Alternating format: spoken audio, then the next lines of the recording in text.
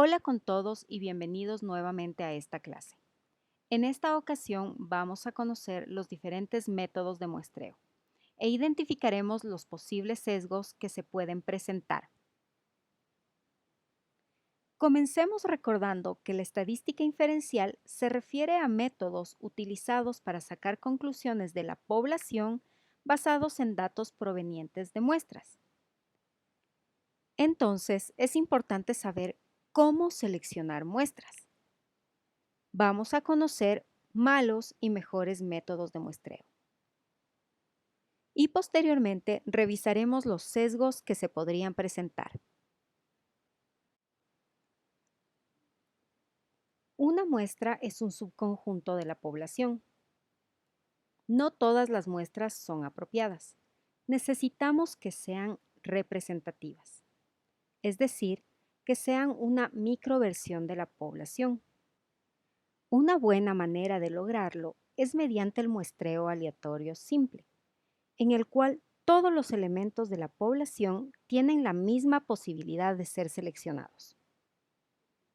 Para el caso de nuestro estudio hipster, la población son todos los estudiantes de Londres, mientras que la muestra son los 200 estudiantes seleccionados. Nuestro objetivo como investigadores es conocer los valores poblacionales en base a la información obtenida de la muestra. Revisemos cómo sería un muestreo aleatorio simple en nuestro caso. Cada estudiante en Londres debería tener la misma posibilidad de ser seleccionado. Para realizarlo, en primer lugar, debemos tener claro cómo luce la población. En nuestro caso, la población serían todos los estudiantes matriculados en una universidad de Londres. En segundo lugar, debemos hacer una lista de todos los elementos de la población. A esta lista la llamamos marco muestral. En nuestro ejemplo, el marco muestral sería el registro de todos los estudiantes matriculados en una universidad de Londres. El siguiente paso sería realizar una selección aleatoria de 200 estudiantes de este marco muestral. Estos conformarían nuestra muestra. Ahora, debemos decidir cómo nos vamos a acercar a los 200 estudiantes.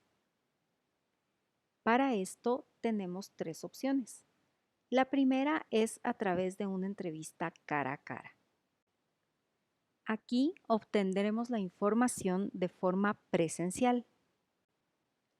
Una ventaja de este método es que existe una mayor posibilidad de obtener la información que necesitamos. Y una desventaja es que tiene altos costos económicos. La segunda opción es hacer un acercamiento vía telefónica. En este caso, los costos son menores a una entrevista cara a cara. Sin embargo, en vista de que las personas no suelen ser ni abiertas ni pacientes al momento de una entrevista telefónica, la toma de información se dificulta.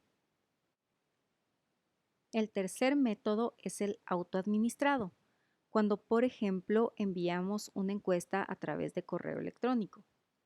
Una de las grandes ventajas de este método es que es el más económico de todos. Pero por otra parte, la obtención de la información es más difícil, ya que las personas regularmente ignoran las encuestas vía correo electrónico. Estas tres metodologías cuentan con ventajas y desventajas, y es nuestro trabajo identificar cuál de estas se ajustaría de mejor manera a nuestra investigación. Por otra parte, a lo largo del proceso se encontrarán posibles sesgos. El primero es el de subcobertura.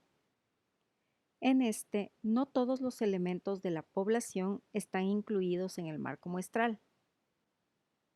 Por ejemplo, en este caso, se daría un sesgo de subcobertura si los registros no considerarían a los matriculados tardíos.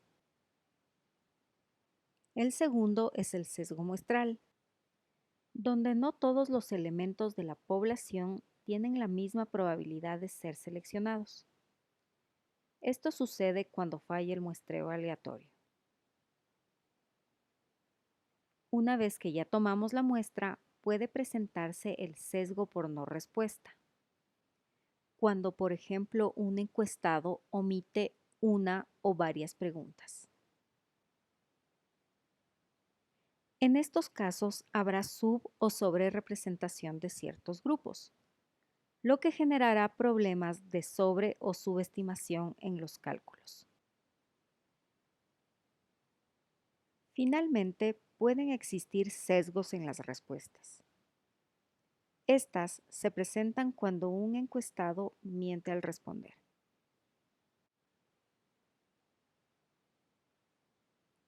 Al seleccionar una muestra, debemos asegurarnos de que sea una muestra aleatoria simple para disminuir al mínimo los sesgos. Sin embargo, construir una muestra aleatoria simple puede ser imposible en algunos casos. Ante esta imposibilidad, tenemos dos opciones de métodos de muestreo igual de buenas. Pero antes de detallarlas, resumamos el muestreo aleatorio simple.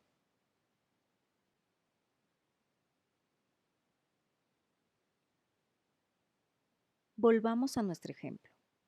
La población son todos los estudiantes matriculados en una universidad de Londres.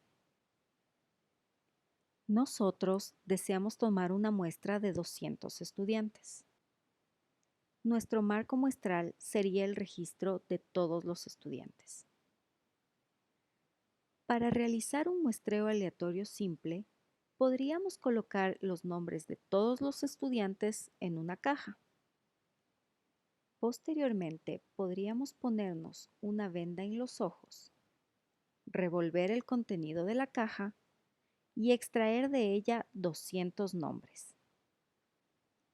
Esta selección al azar de 200 nombres formaría nuestra muestra aleatoria simple.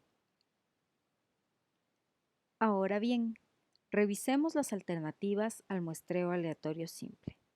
La primera es el muestreo aleatorio por conglomerados. Para aplicar este método, primero identificamos un largo número de conglomerados en la población. Por ejemplo, las facultades a las que asisten los estudiantes universitarios en Londres.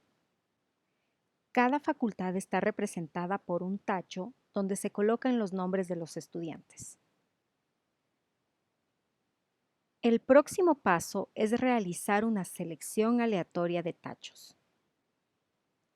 Todos los papeles dentro de los tachos seleccionados conforman nuestra muestra. Este método de muestreo es útil cuando no tenemos un buen marco muestral o cuando el muestreo aleatorio simple resultaría muy costoso. La segunda alternativa es el muestreo aleatorio estratificado. Para aplicar este método, el primer paso es dividir la población en grupos diferentes llamados estratos, como por ejemplo las universidades en Londres. Cada universidad estará representada por un tacho. El siguiente paso es seleccionar una muestra aleatoria de cada tacho. Esta selección conforma nuestra muestra. Una ventaja es que nos asegura tener suficientes elementos de cada estrato dentro de la muestra. Pero las desventajas son que necesitaremos un buen marco muestral y conocer a qué estrato pertenece cada elemento. Una consideración final sobre las muestras. Mientras más grandes, mejor, pero solamente hasta cierto punto. Llegará un punto en el que la muestra ya es suficientemente grande y el incrementarla más no hará que los cálculos sean más precisos. Por otra parte, una muestra grande no arregla un mal procedimiento de muestreo. La única forma de asegurar la obtención de resultados reales es aplicar un adecuado muestreo aleatorio.